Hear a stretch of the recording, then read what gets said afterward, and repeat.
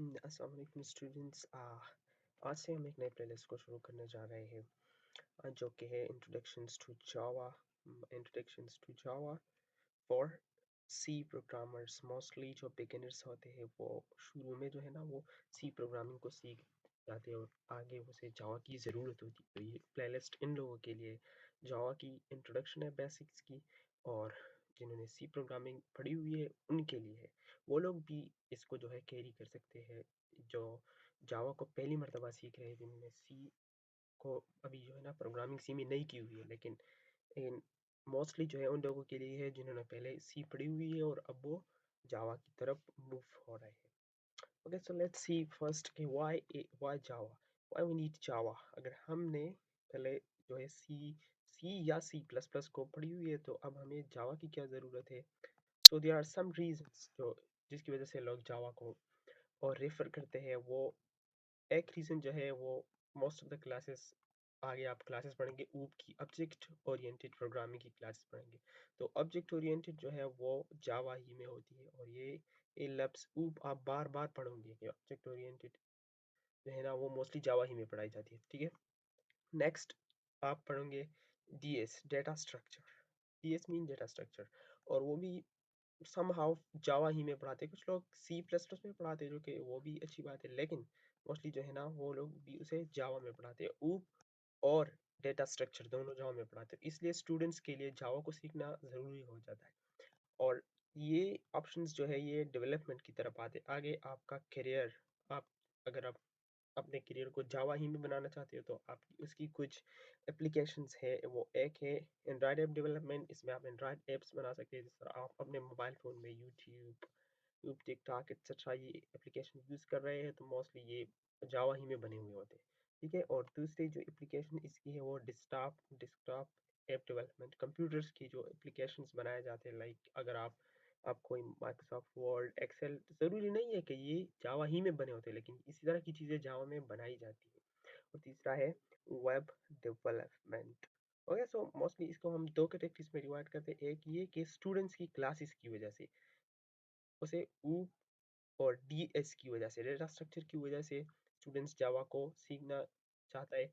और दूसरी कैटेगरी जो है वो एप्लीकेशन है। इसकी एप्लीकेशन एंड्रॉयड ऐप डेवलपमेंट आप इसमें बना सकते हैं, एंड्रॉयड ऐप्स आप इसमें बना सकते हैं, आप इसमें कंप्यूटर या डेस्कटॉप ऐप बना सकते हैं, आप इसमें वेब डेवलपमेंट कर सकते हैं, जो कि मोस्टली आप किसी और टेक्नोलॉजीज की तरफ शिफ्ट हो रही है, लेकिन आप कर सकते हैं इसमें। ठीक है, सो इन दिस स्लाइड मैंने दो ही स्क्रीन स्नैपशॉट्स जो है वो यूज़ की हुई है। एक है सी की बेसिक प्रोग्राम स्ट्रक्चर, और एक है जावा की बेसिक स्ट्रक्चर्स।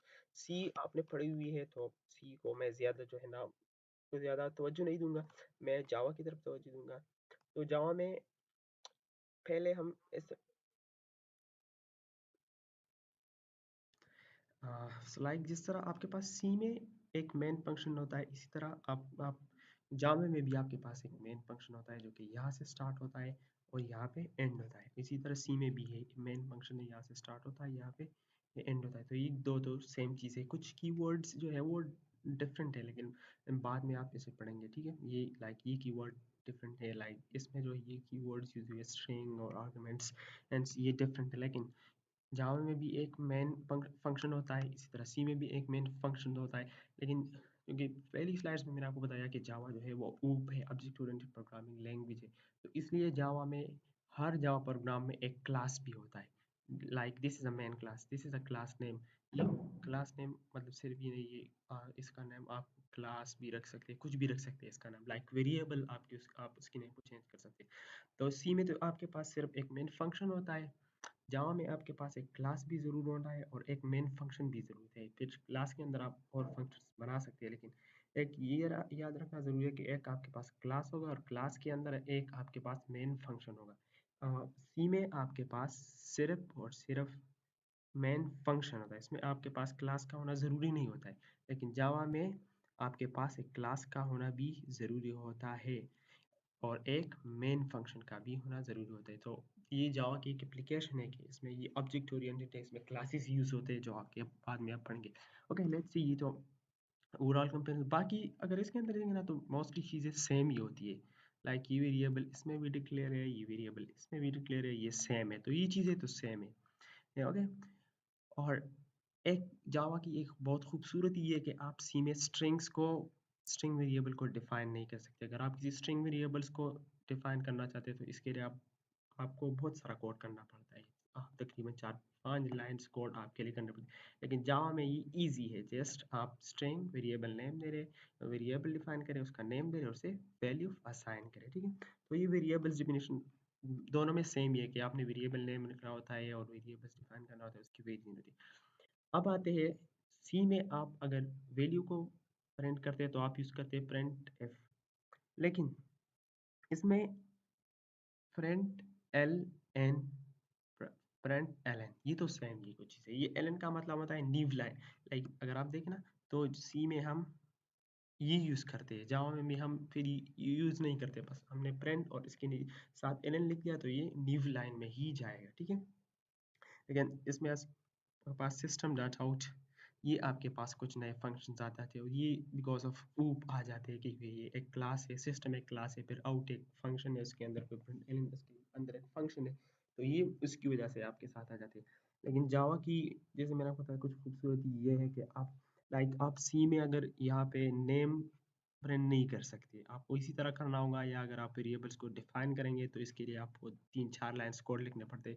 बट जावा में आप ये बहुत अच्छी तरीके से कर सकते हैं, ठीक है? जस्ट डायरेक्टली आप लिखिए स्टूडेंट नेम इज और प्लस, ठीक है?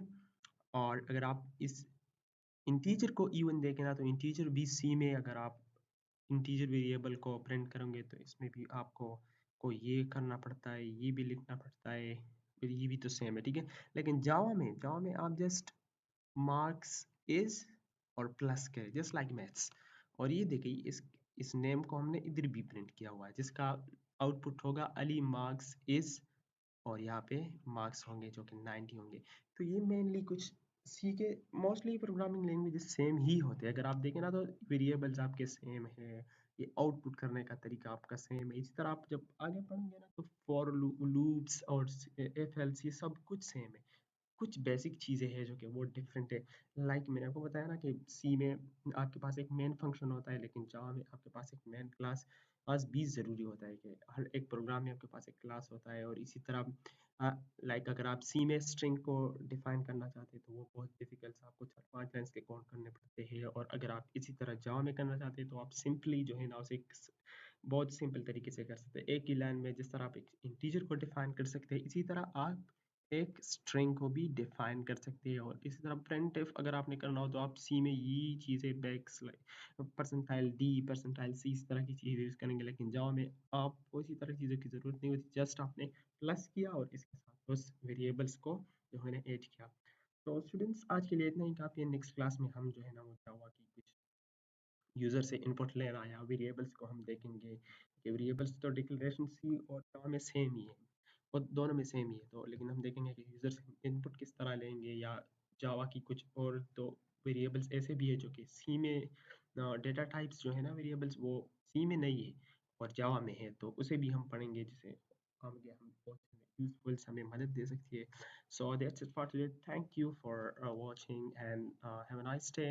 Please subscribe my channel for next video.